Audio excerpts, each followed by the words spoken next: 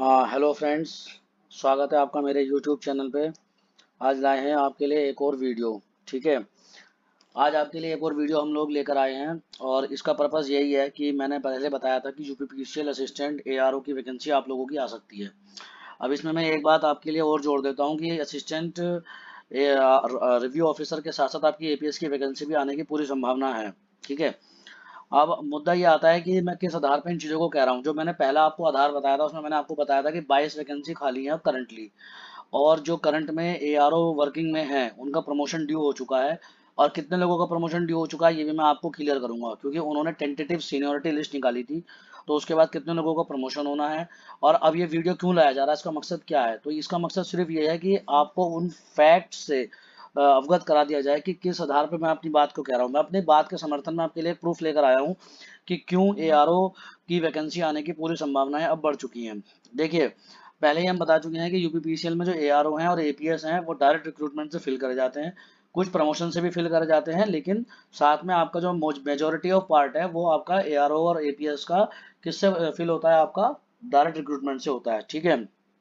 और कुछ प्रमोशन जो है वो अभी हाल फिलहाल में ही करे गए हैं। प्रमोशन किन पोस्ट पे करे गए हैं, मतलब कुछ कंप्यूटर असिस्टेंट जो हैं वो एआरओ बना दिए गए हैं। और जैसे पहले मैं आपको बता दूं कि जो इसकी हियरार्की रहती है एआरओ की वो कुछ इस तरीके से रहती है कि एक एआरओ जो है प्रमोशन होने के बाद एक आरओ बनता है, रिव्यू ऑफिसर प्रमोशन होने के बाद सेक्शन ऑफिसर बनता है। सेक्शन ऑफिसर जो होता है वो प्रमोट होकर अंडर सेक्रेटरी पे जाता है। ठीक है। अंडर सेक्रेटरी जो होता है वो डेप्यूटी सेक्रेटरी पे जाता है।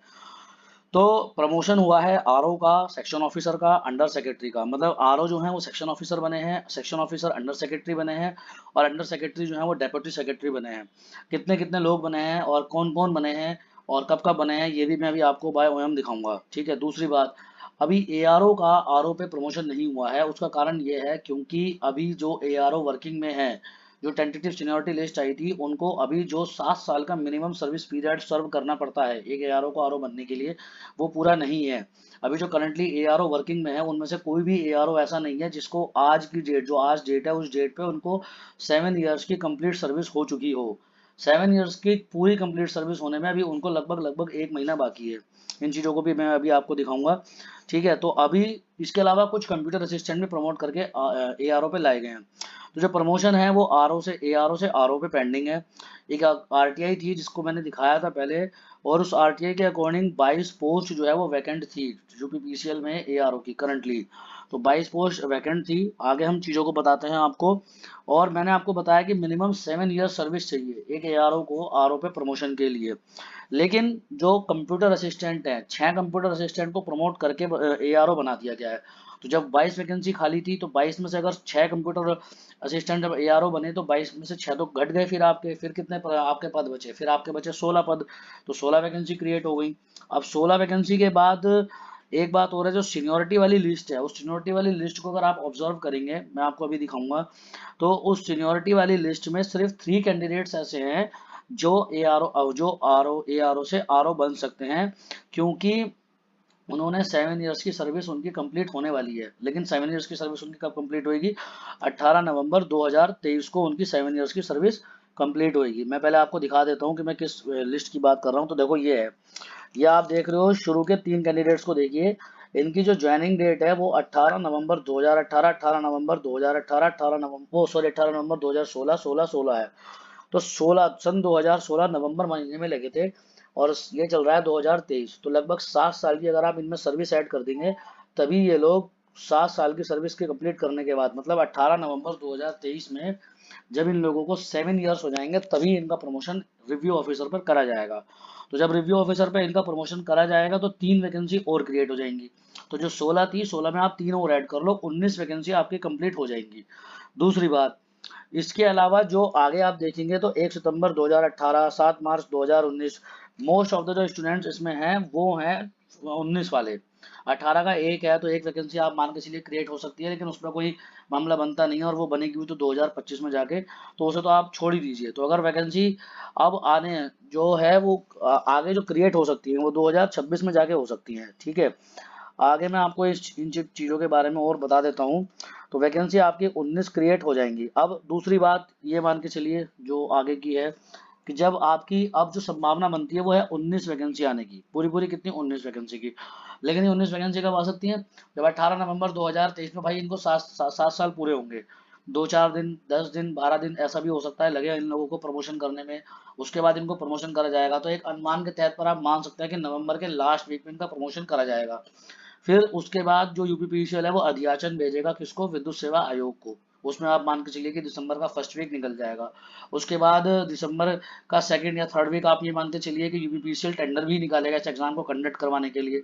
और इसके साथ कुछ और एग्जाम जो है उनको भी क्लब करा जा सकता है, जैसा कि मैंने पहले भी बताया था कि आपकी जूनियर इंजीनियर की वैकेंसी और ए की वैकेंसी भी आने की पूरी संभावना है, तो उनको भी क्लब करा जा सकता है। तो 2 से 3 हफ्ते उसमें भी जा सकते हैं।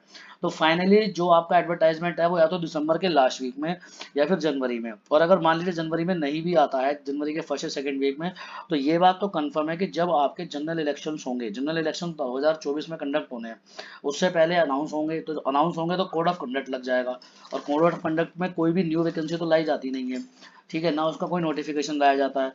तो उससे ठीक पहले ये कोशिश रहेगी कि इस वैकेंसी का एडवर्टाइजमेंट रिलीज कर दिया जाए। इस चीज़ की पूरी संभावना है।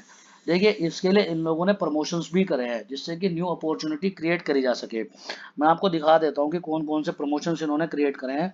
तो जैसे कि एक ये है, देखिए आप ये देख सकते हो, ये मतलब मैं आपको बिल्कुल सीरीज से दिखाता हूँ, एकदम ऐसे नहीं। देखो जैसे ये है, ये कंप्यूटर सहायक है। इन कंप्यूटर सहायक को सहायक समीक्षा अधिकारी बनाया गया है, मतलब इनको क्या है, सीए हैं, इनको जो है क्या बना दिया गया है, आपका एआरओ बना दिया गया है। तो कितने बनाए गए हैं, 6। तो मैंने आपको बताया था ना, 22 वैकेंसी थी पहले एआरओ की पोस्ट पे, लेकिन जब 6 लोगों को प्रमोट करके एआरओ बना दिया गया तो 16 रह गई। इसी आधार पे मैंने आपसे बताया था, क्योंकि 6 लोगों को प्रमोशन करके क्या बना दिया गया है, एआरओ बना दिया गया है। अब आप आगे देखिए, अगर आप आगे देखेंगे तो ये हैं आरओ। अब कितने आरओ बना दिए गए हैं, कितने आरओ आपके बना दिए गए हैं, अनुभाग अधिकारी, सेक्शन ऑफिसर्स बना दिए गए हैं 5। 5 आरओ जो हैं वो सेक्शन ऑफिसर्स बना दिए गए हैं। अब जब बना दिए गए हैं तो इसका मतलब ये है कि अब आरओ पर भी पोजीशन क्रिएट हो गई है। अब 5 आरओ जो है अनुभाग अधिकारी बना दिए गए हैं, लेकिन प्रमोशन जो होगा वो 3 का ही होगा। आरओ पे तो और जगह क्रिएट हो जाएगी, उसको तो अभी ये पूरी फिल कर ही नहीं पाएंगे, क्योंकि इनके पास मिनिमम जो क्राइटेरिया है 7 साल का वो पूरा होता ही नहीं है। ये अलग बात है कि कुछ सीनियर लोगों को आरओ का काम आवंटित कर दिया जाए एक उसके तौर पे, या फिर एक ही आरओ को 2 या 3 काम दे दिए जाएं, वो एक अलग चीज है। ठीक है, आगे आप देखिए इसके अलावा दूसरी चीज ये देखिए, ये सेक्शन ऑफिसर है, इनको क्या बना देगा, अंडर सेक्रेटरी। सेक्शन ऑफिसर्स को अंडर सेक्रेटरी बना देगा, कितने, 5 सेक्शन ऑफिसर्स को अंडर सेक्रेटरी पे प्रमोशन दे दिया गया है। ठीक है, अब अंडर सेक्रेटरी के बाद आपका जो है, ये देखिए 5 सेक्शन ऑफिसर को अंडर सेक्रेटरी पे प्रमोशन दे दिया गया है। अब आपको आगे मैं चीज दिखाता हूँ इसके अलावा। 5 सेक्शन ऑफिसर, एक ये देखिए, एक ये अंडर सेक्रेटरी है, इनको आप क्या बना दिया गया है, ये आपका टाइम पूरा कर चुके थे, एक मिनिमम जो सर्विस क्राइटेरिया था उसको पूरा कर चुके थे। ठीक है, उस इनको बना दिया गया है, क्या बना दिया गया है, इनको डेप्यूटी सेक्रेटरी बना दिया गया है। क्या बना दिया गया है, डेप्यूटी सेक्रेटरी। तो इस आधार पर मैंने आपको बताया, क्योंकि उन्होंने कुछ प्रमोशंस थे वो कंफर्म कर दिए, और उन प्रमोशंस को करने के बाद अब जो स्थिति बनी है वो ये है कि 19 वैकेंसी आने की दिसंबर के लास्ट वीक, वरना जनवरी में तो कंफर्म है कि आपकी वैकेंसी आनी है। अब दूसरी बात, बहुत सारे कैंडिडेट्स के माइंड में होगा कि यार मतलब इतनी कम वैकेंसी आएंगी, क्या मामला है, मतलब इतनी कम वैकेंसी तो नहीं आनी चाहिए। देखो भाई बात यह है कि टोटल जो पोस्ट है ना वो यूपीपीसीएल में यार होगी 109 है, और 87 इस टाइम जो है फुल चल रही थी। ये देखो 87 किस आधार पे फुल चल रही थी, ये टेंटेटिव लिस्ट है, इसी में आप देख लो कितने यारों के नाम दे रखे हैं, आप देखो एक बार, ये देखो ये टोटल जो है, अगर आप देखोगे 87 जो है आपके फिल चल रहे हैं। ठीक है, तो 87 तो पहले से फिल चल रहे, 22 वैकेंसी थी। तो भाई यूपीपीसीएल में कभी यूपीपीएससी आरओ की तरह बहुत ज़्यादा वैकेंसी नहीं आने वाली कि 300 400 500, या फिर उसकी तरह नहीं आने वाली इलाहाबाद हाईकोर्ट की तरह की बहुत सारी वैकेंसी आ जाए।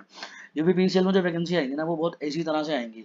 अब इससे ज़्यादा वैकेंसी जो क्रिएट होंगी ना वो होंगी 2026 में जाके, क्योंकि जो 2019 वाला बैच है ना, जिन लोगों ने उस टाइम ज्वाइन करा था, उनको 2026 में जाके 7 साल पूरे होंगे, और लगभग 50 एआरओ आरओ बनेंगे उस साल में। ठीक है, 50 एआरओ आरओ बनेंगे उस साल में, और जब 50 एआरओ आरओ पे बन जाएंगे उस साल में, तब आपकी इस पोजीशन पे क्रिएट हो जाएंगी, और फिर 2026 में आप मान के चलिए कि आपकी वैकेंसी आ सकती है। तो आप लोगों के पास अगर यूपीपीसीएल आप ज्वाइन करना चाहते हैं तो इस टाइम पूरा टाइम है कि आप जम के मेहनत करिए। और जम के मेहनत करने के साथ साथ अगर आप एक अच्छी रेपुटेटेड पोस्ट चाहते हैं, और खास करके उन कैंडिडेट्स के लिए जो लखनऊ या उसके आसपास के रहने वाले हैं, क्योंकि इसका सबसे बड़ा फायदा क्या है कि इसका जो है ना ट्रांसफर नहीं होता आपको, मतलब ट्रांसफर उसी बिल्डिंग में ऊपर नीचे कहीं भी कर देंगे, किस डिपार्टमेंट से मतलब इस सेक्शन से उस सेक्शन में, उस सेक्शन से इस सेक्शन में। पर आपका जो है ना सबसे बड़ा फायदा ये कि आप लखनऊ से बाहर कहीं नहीं जाएंगे, आप एक अच्छी रेपुटेटेड जगह पे रहेंगे, कैपिटल सिटी पे रहेंगे। तो आपको ना जो प्रमोशन वाला झंझट होता है माइंड में बिल्कुल सेट रहेगा कि मुझे यहाँ पर जॉब करनी है, यहाँ पे घर बनाना है, यहाँ पे रहना है, अब अपनी करियर ग्रोथ करनी है। इन सब चीज़ों की वजह से आपका माइंड जो है ना बिल्कुल फैंटास्टिक रहेगा। तो जम के मेहनत करिए, कोई इसका हार्ड एंड फास्ट सिलेबस नहीं है जिस तरह से यूपीपीएस आर ओ का है, इतना कंपटीशन इसमें भी नहीं होता।